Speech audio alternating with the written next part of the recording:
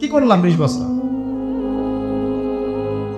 কি করলাম 20 বছরে? আমি প্রত্যেকটা দিন খেয়ে না খেয়ে স্কুলে গিয়েছি, কলেজে গিয়েছি, ভার্সিটিতে গিয়েছি, মেসে থেকেছি, বাবার জমি বিক্রি করে বাবা পড়িয়েছে। তা আমার পড়াশোনার ভিশনটা কি? একটা জব, একটা চাকরি। এটা তো দুনিয়াবি শিক্ষার কথা গেল। দ্বীনি ইলমের জ্ঞানও যদি কেউ দুনিয়ার উদ্দেশ্যে শেখে জাহান্নামে যাবে। নাউজুবিল্লাহ। যে আমি যদি এই উদ্দেশ্যে জ্ঞান চর্চা করি, যে আমি দাওরা হাদিস পরীক্ষা দিব বা দিচ্ছি, উদ্দেশ্য কি? মানুষ আমাকে আলেম বলবে, মানুষ আমাকে বড় ফকিহ বলবে, ইফতা দিয়েছে মাশাআল্লাহ। এই উদ্দেশ্যে যদি জ্ঞান অর্জন করা শুরু করি জাহান্নামে যেতে হবে। নাউজুবিল্লাহ। তাহলে দুনিয়ার জ্ঞান যে উদ্দেশ্যে আপনি অর্জন করছেন, অনলি একটা চাকরি, এখানে তো আল্লাহ নাই, আল্লাহর কনসেপ্টই নাই। আল্লাহর সন্তুষ্টি তো বহু দূরের কথা। আমি বলছি না যে এই জ্ঞান আপনি অর্জন করবেন না, কিন্তু ইসলামী শিক্ষা বাদ দিয়ে নয়। এখন এই শিক্ষাকে সমন্বয় করবে কে? এখন কেন এগুলো কথা বলতে হচ্ছে? এগুলো তো সমন্বয় 50 বছর আগেই করা উচিত ছিল। 10 জন সাহাবীর নাম বলতে পারবে না। তাদেরকে জানাতে হয় সালাউদ্দিন আইয়ুবী রাহিমাহুল্লাহ একজন বীর ছিলেন। ওদেরকে জানাতে হয় নুরুদ্দিন জঙ্গির কথা, বিন কাসেমের কথা, তারেক বিন জিয়াদের কথা। তাদেরকে জানাতে হয়, বুঝাতে হয় যে তারা আমাদের শেকড় ছিলেন, তারা আমাদের সিংহ পুরুষ ছিলেন। হামজা রাদিয়াল্লাহু আনহুর শাহাদাতের ঘটনা দেখবেন বেশিরভাগ ইয়াং জেনারেশন জানে না। মুসআব বিন উমাইরকে চিনে না। একজন সাহাবীকে নবীজি বলেছেন, তুমি কেউ যদি পৃথিবীতে জীবন্ত কোনো শহীদকে দেখতে চায়, সে যেন এই সাহাবীকে দেখে। নাম কি জিজ্ঞাসা করেন? বলতে পারবে না। বলে দিচ্ছি, তার নাম তালহা বিন উবাইদুল্লাহ রাদিয়াল্লাহু আনহু। তালহা রাদিয়াল্লাহু আনহু। উহুদের যুদ্ধের দিন আল্লাহ নবী সাল্লাল্লাহু আলাইহি ওয়াসাল্লাম বিপর্যয়ের সময় ডানে বামে মাত্র 9 জন সাহাবী ছিলেন। 7 জন আনসারী, 2 জন মুহাজির। 2 জন মুহাজিরের একজন তালহা রাদিয়াল্লাহু আনহু, একজন সাদ বিন আবি ওয়াক্কাস। তালহা রাদিয়াল্লাহু আনহু আল্লাহ নবীকে সেভ করার জন্য এদিকে 7 জন একে একে শহীদ হয়েছেন, বাকি 2 জন বেঁচে আছেন। সাদ বিন আবি ওয়াক্কাস, তালহা বিন উবাইদুল্লাহ রাদিয়াল্লাহু আনহু। নবীকে সেভ করার জন্য পিছন দিকে ঘুরে যুদ্ধ করতে হচ্ছে। পিছে এসে তীর লাগছে একটা একটা করে। এগুলো আমরা জাস্ট বলতে পারি, আপনারা শুনতে পারেন, কেউ উপলব্ধি কেউ করতে পারবো না। রিয়েলাইজ করার ক্ষমতা আমাদেরকে দেওয়া হয়নি এখনো, কারণ আমরা সেই সিচুয়েশন দেখি নাই চোখ দিয়ে। গাজার অবস্থা আমরা দেখি মিডিয়াতে, শুনি পত্রিকায়, পড়ি। উপলব্ধি করার ক্ষমতা আমাদেরকে দেওয়া হয় নাই, কারণ আমরা সেই সিচুয়েশনে পড়ি নাই। আল্লাহ না করুক যদি পড়ি কখনো, তাহলে বুঝতে পারবো, তো বলা হচ্ছে ওই সাহাবীর শরীরে ওই দিন 50টার বেশি আঘাতের চিহ্ন ছিল। এই অবস্থাতেও তিনি নবী সাল্লাল্লাহু আলাইহি ওয়াসাল্লামকে কাঁধে উঠিয়ে, আল্লাহ নবী কিন্তু রুগ্ন পাতলা মানুষ ছিলেন না, একদম ভালো ফিগারের মানুষ ছিলেন। ওইটা আরেকটা আলোচনা, ওইটা পরে করবো ইনশাআল্লাহ অন্য একদিন। এই মানুষটাকে তিনি কাঁধে উঠিয়ে উহুদ পাহাড়ের উপর উঠেছেন, তালহা রাদিয়াল্লাহু আনহু। আর আল্লাহ নবী ওই দিন বলেছেন, কেউ যদি জীবন্ত কোনো শহীদকে দেখতে চায়, সে তালহাকে দেখো। শহীদ হয়ে গেছে, মাটিতে হেঁটে বেড়াচ্ছে, জীবন্ত শহীদ। আর একজন সাদ বিন আবি ওয়াক্কাস রাদিয়াল্লাহু আনহু। অন্যান্য সব সাহাবী আল্লাহ নবীকে একটা কথা বলতেন, আমার পিতামাতা আপনার জন্য কুরবান হোক। শুনেছেন না?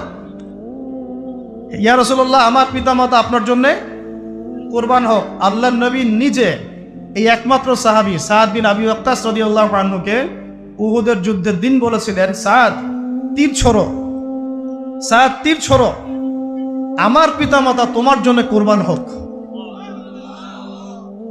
সাদ বিন আবি ওয়াক্কাস মাদিয়ান বিজয়ী, পরবর্তীতে মাদিয়ান বিজয়ী বীর সেনাপতি। এই জেনারেশনকে আপনাদের এই নামগুলো শোনাতে হয়, চেনাতে হয়। তাহলে কি বুঝতে পারছেন তারা শিক্ষা সিস্টেমে কত পিছিয়ে গেছে, কত দূর চলে গেছে আল্লাহ থেকে, রাসূল থেকে, সাহাবীদের থেকে। যারা মাদ্রাসায় পড়ে তারাই শুধু এগুলো জানে। আর এই টোটাল পপুলেশনের কত পার্সেন্ট মানুষ মাদ্রাসায় পড়ে? অর্ধেক? মোটেও না, আরো কম নিশ্চয়ই। 40%, 30%, হয়তো 20% হবে।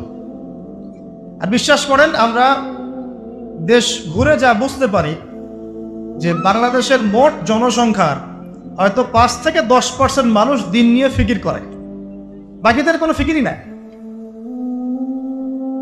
তো আমাদের ওস্তাদরা এখন বলেন যে জেনারেল শিক্ষিত মানুষদের মধ্যে কিভাবে দিনটা প্রচার বেশি বেশি করা যায় এই ফিকির করো তোমরা। আমাদের ওস্তাদরা এখন এই কথা বলেন, জেনারেল শিক্ষিত মানুষদেরকে ইসলাম থেকে এত দূরে সরিয়ে দেওয়া হচ্ছে, তাদেরকে কিভাবে ইসলামের দিকে আনা যায় সেই ফিকির করো তোমরা। যে কথাটা বলতে গিয়ে এত তো চলে আসলাম, আল্লাহ নবী সাল্লাল্লাহু আলাইহি ওয়াসাল্লামের কাছে প্রথম ওহী এসেছে পড়াশোনা কেন্দ্রিক। অতএব আমাদের সবার আজকের প্রথম লেসন নসিহত হচ্ছে, শিক্ষাটা হচ্ছে, দিনের যদি বিজয়ে আপনি চান, নিজের যদি ইহকালীন কল্যাণ চান, পরকালীন মুক্তি চান, বা আমরা চাই, তাহলে লেখাপড়া করার কোনো বিকল্প নাই। একদিনের ওয়াজ শুনে বাসায় চলে যাবেন, কোনো ফায়দা নাই। আপনাদেরকে উলামায়ে কেরামের কাছে এসে পড়াশোনা করতে হবে, একটা সিলেবাস করে নিতে হবে।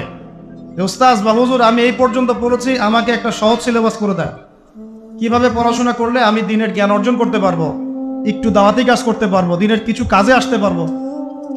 আর এটা অবশ্যই আলেম লাগবে। ওলামায়ে কেরাম ছাড়া একা একা যদি চলতে যান, তাহলে ওই যে অনলাইনের ব্রাদার সিস্টার্সদের মতো হয়ে যাবে। ইশারা দিলাম, বুঝে নেন। গরুর লেজ ছাগলের পাছায় লাগাই দিবেন, ছাগলের লেজ গরুর পাছায় লাগাই দিবেন, এই কাজ করে। কারণ হকপন্থী ওলামায়ে কেরামদের সাথে সম্পৃক্ত না থাকলে নিজের বুঝ অনুযায়ী সে চলা শুরু করবে, তখন তার দ্বারা উম্মতের খেদমতের জায়গায় গুমরাহির সুযোগ আছে। আল্লাহ পাক আমাদেরকে হকপন্থী আলেম চেনার তৌফিক দান করুন, সহবত নসিব করুন। আর আপনি ঘর থেকে বের না হলে আল্লাহ পথ দেখাবেন না, আপনাকে বেরোতে হবে, খুঁজতে হবে। এক ভাই বলছে রংপুরের একটা মাহফিলের যে রংপুরে তো আমি কোনো এরকম রিনাউন্ড কোনো আলেমকে পাচ্ছি না, কি করব? বললাম সারা দেশ খোঁজো, ঘুরো, দেশের যেখানে পাবো সেখানে যেতে হবে। প্রয়োজনে সে আলেমের সাথে সম্পৃক্ত রাখার জন্য তোমাকে ওইখানেই পড়াশোনা করতে হবে, আশপাশে চাকরি বাকরির ব্যবস্থা করতে হবে। এই ফিকির তো আমার, তারও না আমার, গন্তব্য আমার। এটা কি আসমান থেকে মান্না সালোয়ার মতো পড়বে? অতএব প্রথম নসিহত, দিনী ইলমের চর্চা বাড়িয়ে দেন। আমি আপনাকে ফকিহ হতে বলছি না, মুহাদ্দিস মুফতি হতে বলছি না, বলছি বেসিক পড়াশোনা করেন, আদারওয়াইজ আপনি দিন থেকে ছুটকে যাবেন। আর পড়াশোনা করার এটা প্ল্যাটফর্ম না, এটা পড়াশোনা করার কোনো প্ল্যাটফর্ম না। এই ফেসবুক, ইউটিউব এটা পড়াশোনা করার কোনো প্ল্যাটফর্ম না। এখানে শুধুমাত্র এখন ফিতনা ছড়ানো হচ্ছে। আপনি যদি বলেন ভাই আপনার লেকচার শুনি ইউটিউবে, ফেসবুকে, আরো বড় বড় আলেমদের লেকচার শুনি, আমি স্বীকার করছি, এটা আমি স্বীকার করছি। কিন্তু এই 10% উপকারিতার চাইতে এখানে 90% ফিতনা আছে। আর ওই ফিতনাটাকে চিহ্নিত করার ইলম, জ্ঞানের গভীরতা যদি আপনার না থাকে, তাহলে আপনি বিভ্রান্ত হয়ে যাবেন। একই বিষয়ে 10 রকম 10টা কথা বলছে, মানুষকে ইস্যু পাগল বানিয়ে রেখে দেওয়া হয়েছে। সুবহানাল্লাহ, গাজা ইস্যু চলাকালীনও আমরা এমন এমন ইস্যু নিয়ে এখন মাঠ গরম করে বসে আছি, যেগুলো নিয়ে এখন কথা না বললেও হতো। আমাদের কমন সেন্স একদম নিচের পর্যায়ে নেমে গেছে। বাসার পাশে আগুন লেগেছে, আর আমরা এখানে ইখতিলাফি মাসআলা নিয়ে ঝগড়া করছি।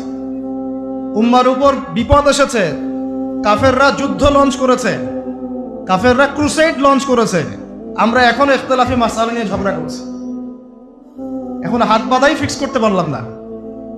আর কিছু মানুষ আছে, সমাজে কিছু মানুষ আছে বা তাদেরকে ছড়িয়ে দেওয়া হয়েছে, যাতে আপনারা মূল লক্ষ্য গন্তব্য থেকে সরে যান, ছোট ছোট বিষয় নিয়ে ব্যস্ত হয়ে পড়েন। সুবহানাল্লাহ, আমি এই ব্যাপারটা নিয়ে খুবই হতাশ। ইস্যু পাগল হবেন না। এই উম্মতের জন্য সবচেয়ে বড় ফিতনা হচ্ছে ইস্যুবাজরা। ইস্যু পাগল হবেন না, মূল জায়গায় থাকেন। মূল জায়গাগুলো আমরা আজকে আলোচনা করবো ইনশাআল্লাহ। আইয়ামে জাহিলিয়াত থেকে শুরু করেছি। দেখেন, এই জাহিলি যুগটাকে বর্তমান বিশ্বের সাথে মেলানো যায়, 100% মিলে যাবে। বরং ওই সময়কার জাহিলিয়াতের চাইতে এই সময়কার জাহিলিয়াত আরো অনেক বেশি। ওই সময় সুদ ছিল মক্কা মদিনায়, জাজিরাতুল আরবের মধ্যে। এখন সুদ হচ্ছে পুরো বিশ্বের মধ্যে। তাহলে কোনটা বড় কোনটা ছোট বলেন? এবার আসেন, ওই যুগে নবী সাল্লাল্লাহু আলাইহি ওয়াসাল্লাম কি করলেন? নবী হওয়ার পরে প্রথম 3 বছর গোপনে গোপনে দাওয়াত দিয়েছেন। কত বছর? 23 বছরের জীবন। নববী জীবন কত বছরের? প্রথম 13 বছর মক্কায়, পরের 10 বছর মদিনায়। এই মক্কার 10 বছরের প্রথম 3 বছর তিনি গোপনে দাওয়াত দিয়েছেন। আল্লাহ নবীর কাছে ফেরেশতা জিবরাইল আসেন, যার একটা পাখার বাড়িতেই আবু জেহেলদের পুরো সংসদ ভেস্তে যেতে পারে। তাহলে আল্লাহ নবীকে কেন গোপনে দাওয়াত দিতে হয়? এটাই সুন্নাহ, এটাই হিকমা, এটাই হচ্ছে উসওয়াতুল হাসানা। আল্লাহ পাক নবী সাল্লাল্লাহু আলাইহি ওয়াসাল্লামের মাধ্যমে যা যা ঘটিয়েছেন, এটা আমাদের শিক্ষার জন্য। কাদের জন্য? এবং স্বয়ং নবী সাল্লাল্লাহু আলাইহি ওয়াসাল্লাম যে ত্যাগ, তিতিক্ষা, কষ্ট সহ্য করেছেন দিনের পথে, এটা তার জন্য নয়, আমাদের জন্য। আল্লাহ নবী সাল্লাল্লাহু আলাইহি ওয়াসাল্লাম তো মাকামে মাহমুদে যাবেন, তার আগেও কোনো গুনাহ নাই, পরেও কোনো গুনাহ নাই। এত কষ্ট তিনি কেন স্বীকার করলেন? বলে আমাদের জন্য, আমাদের জন্য। এটা আপনি বুঝবেন, একটা এক্সাম্পল দিয়ে বুঝবেন। একটা পরিবারে একজন কর্তা আছেন, চাকরি বাকরি করেন, ব্যবসা করেন, তারপরে পরিবারের চাপ ফেস করেন, পরিবারের পরিবেশ ভালো থাকে না, কষ্ট সহ্য করেন। জিজ্ঞাসা করে দেখবেন তাকে, আপনি এত কষ্ট কেন করছেন? বলবে আমি সন্তানের জন্য করছি। কিসের জন্যে? সন্তানের জন্য।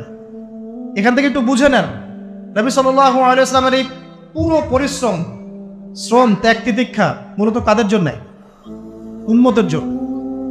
তো প্রথম 3 বছর গোপনে দাওয়াত দিয়েছেন। ওই 3 বছরে আবু বকর, উসমান, তারপরে সাদ বিন আবি ওয়াক্কাস, তালহা রাদিয়াল্লাহু আনহু, আব্দুল্লাহ বিন জুবাইর বিন আওয়াম, এইরকম বড় বড় সাহাবীরা ইসলাম কবুল করেছেন প্রথম 3 বছর। 4র্থ থেকে 10ম প্রকাশ্যে দাওয়াত দেওয়া শুরু করেছেন। যখনই প্রকাশ্যে দাওয়াতি কাজ শুরু করেছেন, তখনই অবর্ণনীয় নির্যাতন নেমে এসেছে। আমি বলেছি তাকে প্রায় 15 বার হত্যা করার চেষ্টা করা হয়েছে। মানুষ তাকে প্রায় 15-16টা গালি দিয়েছে, যার আগেও কোনো গুনাহ নাই, পরেও কোনো গুনাহ নাই।